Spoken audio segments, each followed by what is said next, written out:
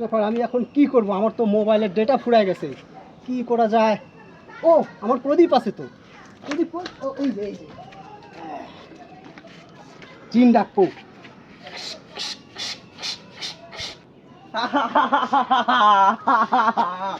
এত বছর ঘুমিয়ে থাকার পর কে ডাকলো আমাকে? যাবো না, আপনার 3টা ইচ্ছা পূরণ করবো, বলুন।